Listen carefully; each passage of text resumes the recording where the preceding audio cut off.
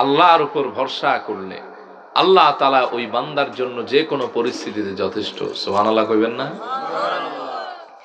নবী করিম সাল্লাল্লাহু আলাইহি ওয়া আলিহি ওয়াসাল্লামের জলিলুল কদর সাহাবী রাসূলুল্লাহর পালক পুত্র, নাম তার যায়েদ ইবনু হারেসা রাদিয়াল্লাহু আনহু ওয়া আরদা। উনি একবার মক্কা থেকে তায়েফ সফর করলেন, যেটাকে আপনি আমি তায়েফ বলি। মক্কা থেকে তায়েফের দূরত্ব হচ্ছে ৮০ মাইল। পায়ে হেঁটে এসেছেন একজন সঙ্গী নিয়ে। আচ্ছা ভাই, ৮০ মাইল কি বাড়ির কাছের কথা? ক্লান্ত হয়ে গেলেন, সঙ্গীকে দিকদিশে না পেয়ে বললেন, ভাই তুমিও ক্লান্ত আমিও ক্লান্ত, বোথ আর সেম, আমাদের একটু রেস্টের প্রয়োজন। সঙ্গী বলল, যায়েদ, অপরিচিত এই জায়গায় তুমি রেস্টের জায়গায় কই পাবা? বলে, চলো একটা গুহা তালাশ করি, এটাকে ক্লিন করে ডেঞ্জার ফ্রি করে এখানে একটু বিশ্রাম নেই। গুহা তালাশ করে নির্বাচন করলেন, ক্লিন করে বিপদ মুক্ত ডেঞ্জার ফ্রি করলেন। এবার বিশ্রাম নেওয়ার পালা।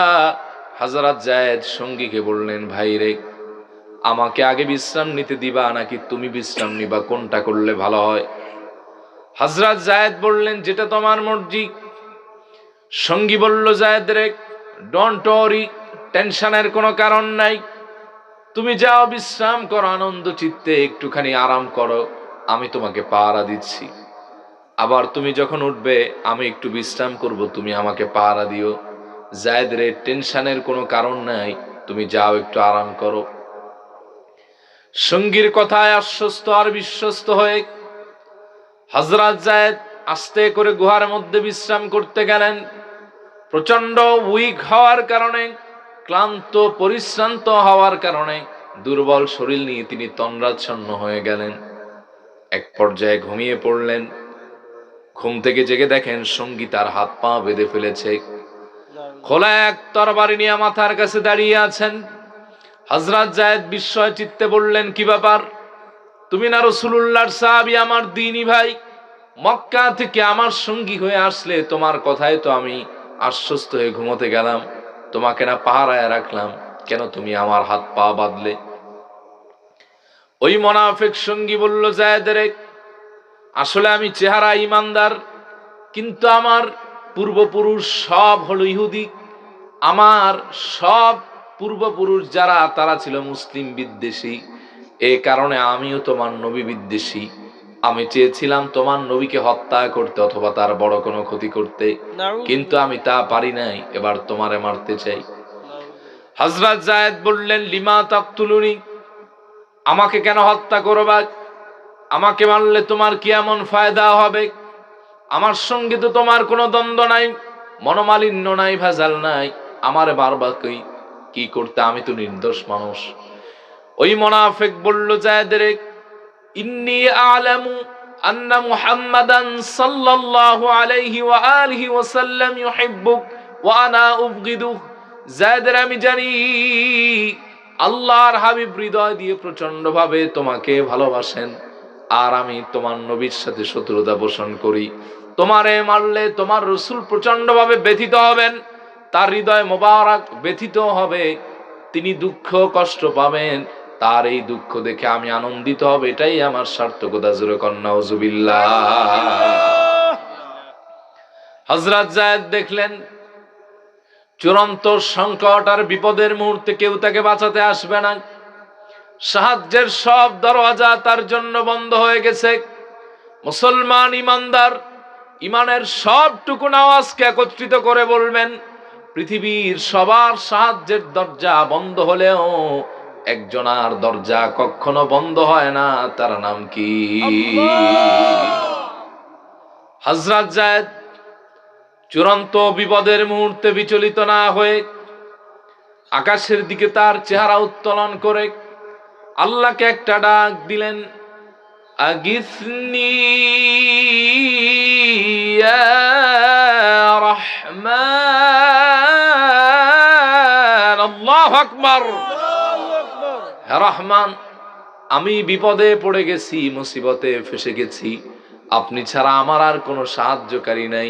হে রহমান আপনি আমাকে এই বিপদ থেকে বাঁচায় নেন। দুলক ভুলক ছাড়িয়ে 7 আসমান পাড়িয়ে সিদরাতুল মুনতাহার 70,000 নূরের পর্দা ভেদ করে হযরত যায়েদের এই আওয়াজ আল্লাহর আরশ আজিম পর্যন্ত পৌঁছে গেছে। ওই মুনাফিক যেই না শক্ত হাতে তরবারি ধরে গুহার মধ্যে প্রবেশ করলো, হযরত যায়েদের গর্দানে যেই না আঘাত করবে, ঠিক তৎক্ষণাৎ বাইরে বিকট আওয়াজ এলো। কে যেন ধমক দিয়ে বলল, ইয়া মুনাফিক লা তাকতুলহু, হে মুনাফিক তুমি যাকে হত্যা করতে চাও তাকে তুমি হত্যা করো না। সুবহানাল্লাহ বলেন। মুনাফিক ভয় পেয়ে গেল, নির্জন এই জায়গায় আমি হত্যা করতেছি, কেউ আবার দেখে ফেললো নাকি, যাই একটু দেখে আসি। আচ্ছা ভাই, হত্যার মতো জঘন্য কাজ কোন ব্যক্তি যদি নির্জন একাকী জায়গায় করে, আর এটা যদি কেউ তারে দেখে ফেলায় অথবা ধমক দেয়, ভয় লাগবে না? লাগবে। ওই মুনাফিক ভয় পেয়ে গেলেন। সেকেন্ড টাইম তরবারি হাতে যেই না গুহার মধ্যে গেলেন, হযরত যায়েদের গর্দানে যখন আঘাত করবেন বলে প্রস্তুতি নিলেন, বাহিরে বিকট আওয়াজ এলো। কে যেন ডাক দিয়ে বলল, ইয়া মুনাফিক লা তাকতুলহু আবাদা, হে মুনাফিক যাকে তুমি হত্যা করতে চাও কখনোই তুমি তাকে হত্যা করো না। মুনাফিক থরথর করে কাঁপতে লাগলেন, কে আমারে বারবার ধমক দেয়, একটু দেখে আসি। আস্তে করে যেই বাহিরে আসছেন, দেখেন সফান সফা, পুরা জমিনটাই ফাঁকা, কেউ নাই। আচ্ছা ভাই, নির্জন কোন রাস্তায় যদি আপনি চলেন একাকী, কেউ যদি আপনার পেছন দিয়া বারবার ডাক দেয়, ঘুরে ফিরে যদি তারে না পান, ভয় কমবে না বাড়বে? কানে আঙ্গুল দিয়ে দৌড় দেওয়ার মতো অবস্থা হবে, ঠিক না? মুনাফিকে প্রচন্ড ভয় পাচ্ছে, কিন্তু হত্যার নেশা তার হৃদয়ে প্রবল। তৃতীয়বার যেই না তরবারি হাতে গুহার মধ্যে প্রবেশ করে হযরত যায়েদের গর্দান উড়ায় দেওয়ার মনস্থ করল, ঠিক তৎক্ষণাৎ বাইরে বিকট আওয়াজ এলো। কে যেন ওই মুনাফিকের নাম ধরে সাবধান করে ডাক দিয়ে বলল, ইয়া ফুলান লা তাকতুলু যাইদান আবাদান আবাদা। জবান ছেড়ে বলেন আল্লাহু আকবার। কে যেন ওই মুনাফিকের নাম ধরে ডাক দিয়ে বলল, হে অমুক, কশিন কালেও তুমি যায়েদ ইবনে হারিসাকে হত্যা করো না। মুনাফিক অবাক হয়ে গেলেন, আমার নামও জানে, যায়েদের নামও জানে, লোকটাকে আমি একটু দেখে আসি। যেই না বাহিরে আসলেন, হি ওয়াজ সারপ্রাইজড, তিনি অবাক হয়ে গেলেন। বিস্ময় চিত্তে তাকিয়ে দেখেন, টগবগ এক যুবক বিশাল এক সাদা ঘোড়ার উপর উপবিষ্ট, চেহারা তার নুরানি, চেহারা থেকে নূর চমকাচ্ছে। সুবহানাল্লাহ কইবেন না? মাথায় তার সবুজ পাগড়ি পরা, ডান হাতে তার খোলা নাঙ্গা তরবারি। আস্তে করে নামলেন, নেমে মুনাফিকের চুল ধরলেন বাম হাত দিয়া, ডান হাতের তরবারি দিয়া এক আঘাত করলেন গর্দানে। মুনাফিকের গর্দান দু টুকরো হয়ে জমিনে ছিটকে পড়ে গেল। আল্লাহু আকবার।